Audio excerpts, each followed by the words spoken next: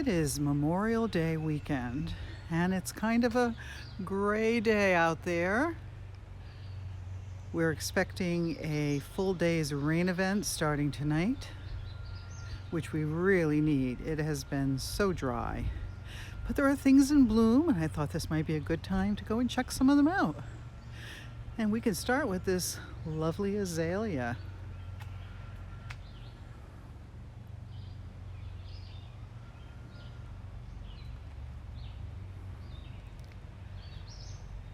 That is so pretty.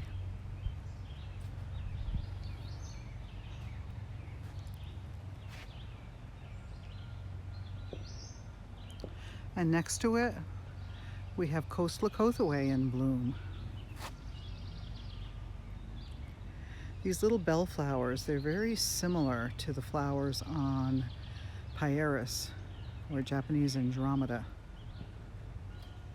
Very pretty, and they actually last a long time if you put them in a bouquet. Not much blooming here in the driveway bed, although the astilbe have all started. You can see that some of the hellebores still have their bracts on them. Some of them will hold on to those bracts, although they turn green until very late in the season. The Alexander's Great Brunnera is looking wonderful this year.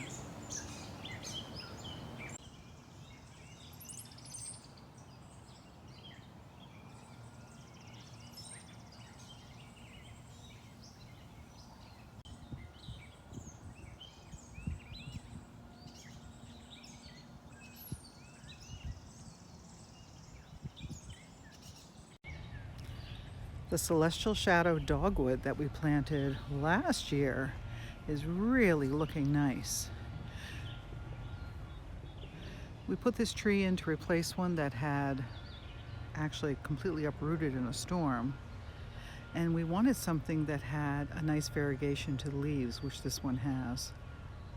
But the flowers are really, really pretty. This is a cross of a Kusa type dogwood.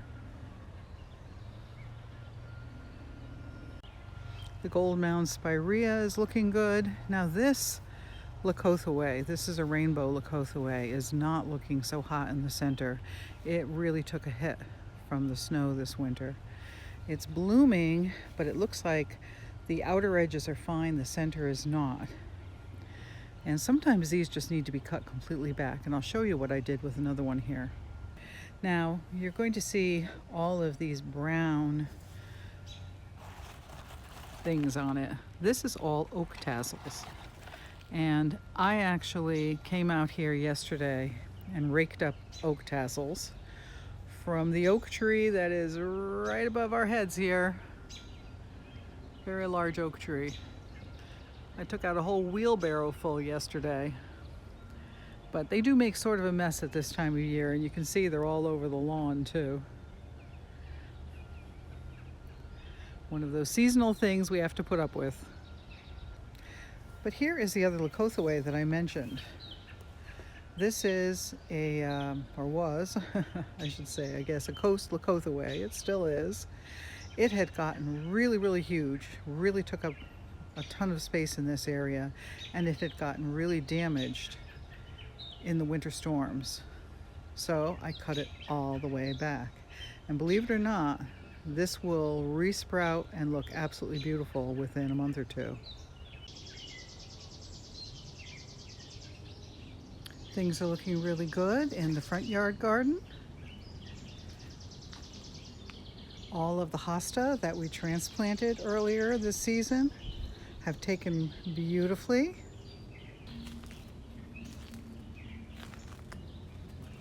This pleasant white azalea is almost in full bloom. Such a pretty pure white flower. And right beyond it, you can see that the Siberian iris are out now. If you see that little pink flower that's coming up, That, unfortunately, is something I've been trying to get rid of. That's Tradescantia, and it really is invasive and has been kind of infesting this area. So I've been pulling them out one by one.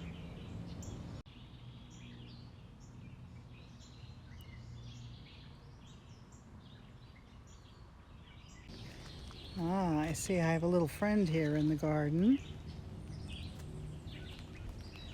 There's a bunny who is probably here to nibble on my hosta. And right behind it is a Weigelia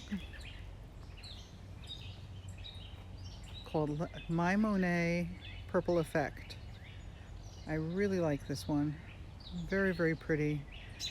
Flowers are very prolific on it. And I always like how it looks when you have some of that beautiful purpley blue iris interspersed with it.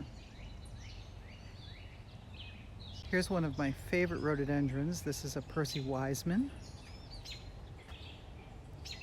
It starts out with this very deep pink color, and it fades to a peachy color. And it's not a terribly large growing rhododendron as rhododendrons go. This one is probably, a good 6 feet tall, and wider than that, probably more like 8 feet wide. But it's been here for 30 years to get to this height. I really, really like it. And next to it is another favorite here. This is a summer snowflake viburnum.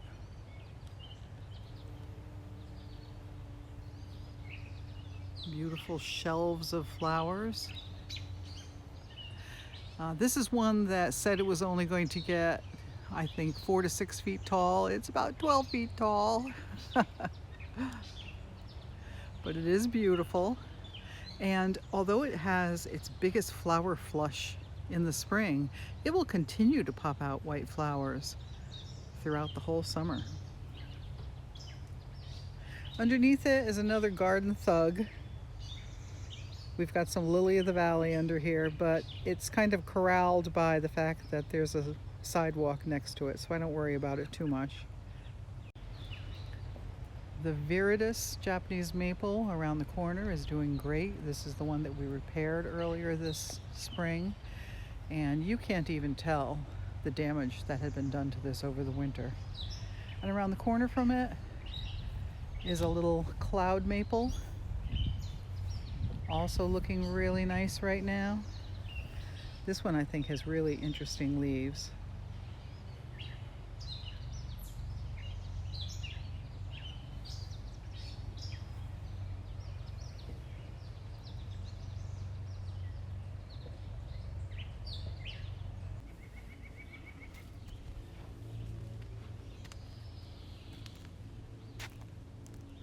Some really nice autumn brilliance fern coming up, as well as the native Solomon seal, penstemon just starting to form its buds, and something else that has wonderful buds on it. Check out this tiny tough stuff, hydrangea. It is loaded with flower buds. The golden dream Japanese maple has its characteristic sort of chartreuse foliage at this point, and down below it, the Bayakova geranium is in bloom. Now this is a little geranium that only blooms in the spring, but it's very pretty. So nice to see when it comes out. We've got some oak leaf hydrangea here. It also has got some great buds on it, and I'm going to have to get out here with the deer spray because the deer do like the buds of this one. We're also starting to see all of the rhododendron in bloom, which is always a very welcome sight.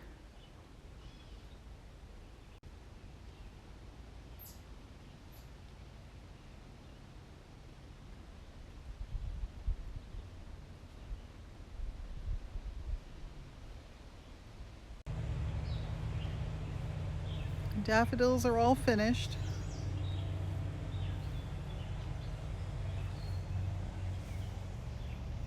Here is a very pretty Deutzia. This one is called Chardonnay Pearls. Blooming beautifully right here.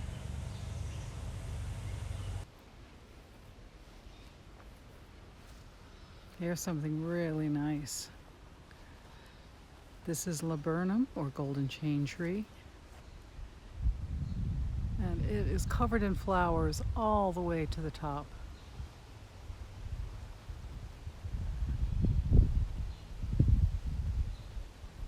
I really like this one.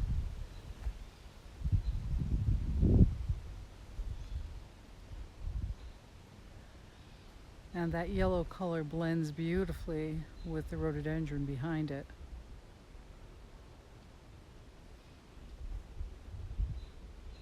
On the other side of the path, we have a mix of perennials and shrubs. You can see the alchemilla or lady's mantle is starting to form buds.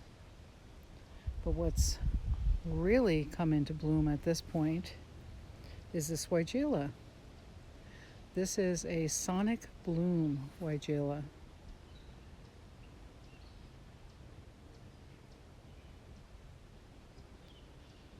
Very nice flower color.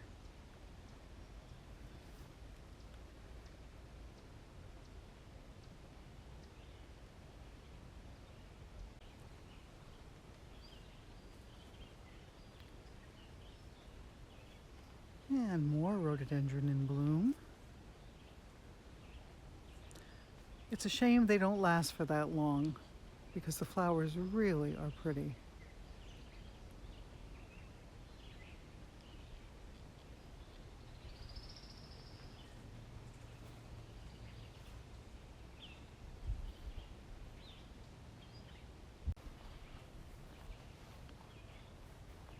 As we come along the front of the crescent bed, what really is noticeable are the foxglove, and they're really just getting going. Most of them don't actually have open blooms yet, but we have a tremendous number of them here. I'd have to say that I've probably got a few hundred in here. And those are going to be fully open within the next couple of weeks. What is fully open right now is the cherry blossom Deutzia.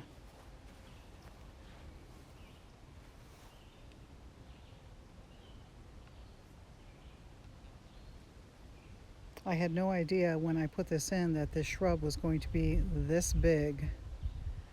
It's very, very large. Oh, and I see there's a butterfly. Oh, it just flew away. But there was a butterfly feeding on the flowers.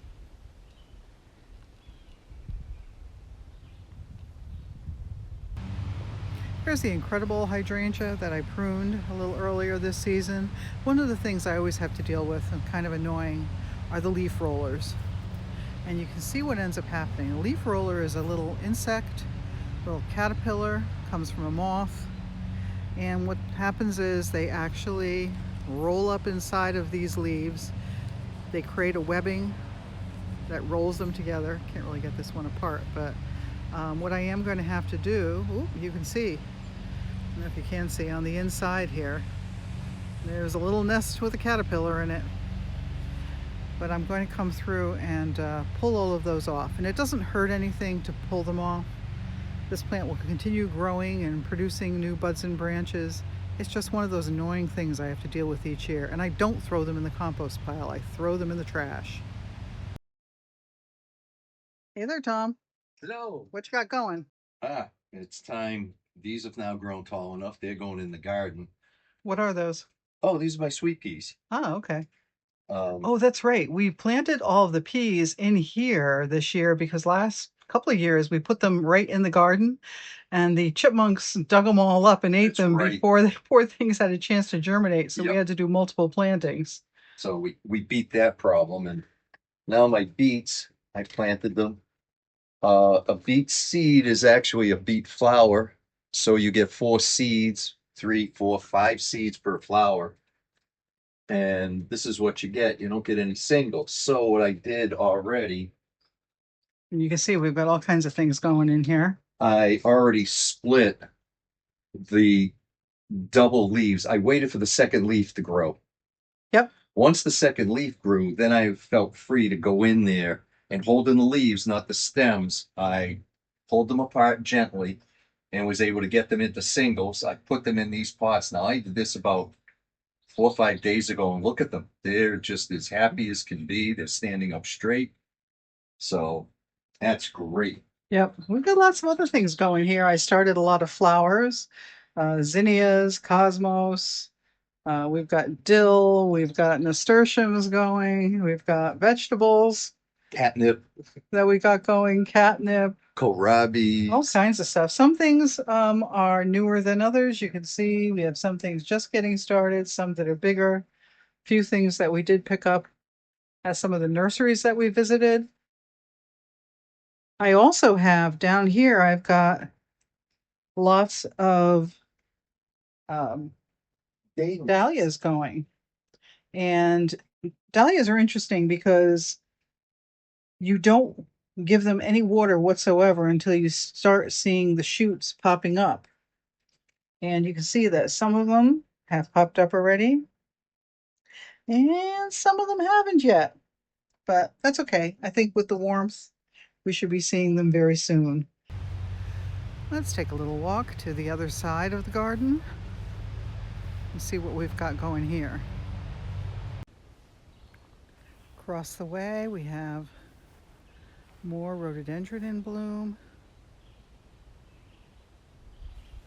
and some nice abelia getting going, and the irises. The bearded irises are now really starting to come into their own. And you can see there's some things I haven't finished putting up at this point. It's still early in the season. But look how pretty that is. A beautiful white bearded iris, and this one is a couple of shades of purple. And behind this, more rhododendron. We have quite a few very mature rhododendron on the property. They're so nice to see at this time of year.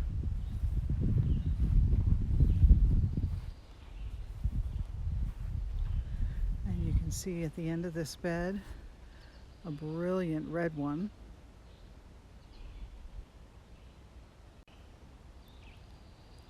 This is a great flower color.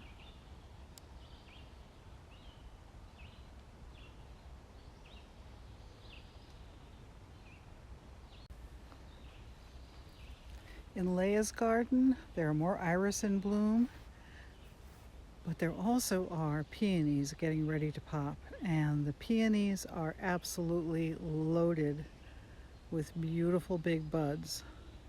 Can't wait to see those open. I'm very, very happy with these peony cages that we bought. Most of the peonies are so large. The cages looked really big when we first put them on, but most of the peonies are filling them at this point, although there are a couple that are smaller, but that's okay. They're going to grow into it.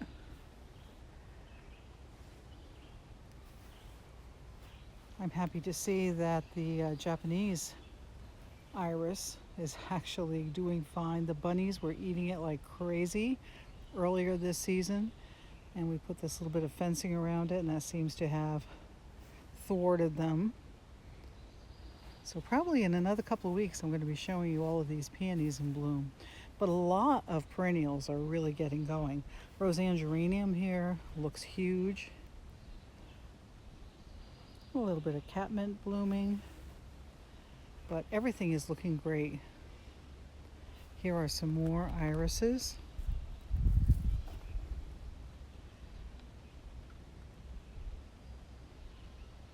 How lovely is that?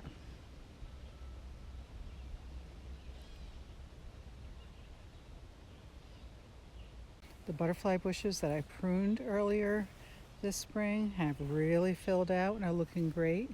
Oh, and I see that there is some rose marvel salvia that's blooming at this point.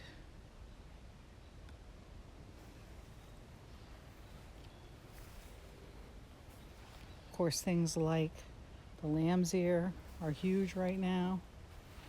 Oh, and more salvia in bloom. Uh-oh, here's a pot that I haven't turned over yet. You'll forgive me if I haven't gotten to all of that yet. Here is a salvia called Azure Snow, a nice bicolor one. I really, really like the flowers on this one.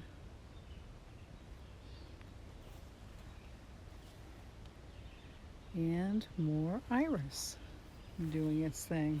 We do have some other colors. It seems that certain colors come out at certain times. And this is the one that's, I guess, featured at this week of the spring. And as I was coming around the corner, I saw that we actually do have at least one peony that's open. Wow, look how pretty that is. Peonies are some of my favorite flowers. Now the Moai bed has a lot of perennials that get going a little later on. There are some foxgloves started in here. We've got some big stands of astilbe, echinacea, tall garden phlox, rudbeckia. But one of the things that blooms now that I really enjoy are the mountain bluets. They really have an interesting and unique flower. And they reseed themselves around. Wherever you plant it, I guarantee you the next year it'll be somewhere else. But isn't that an interesting flower? Very lacy and delicate looking.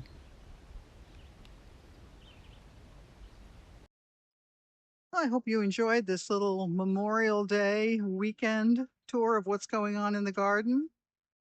And I suspect that the next time I do this, there's going to be a whole lot more in bloom. In the meantime, you have a wonderful day in the garden yourself. Bye.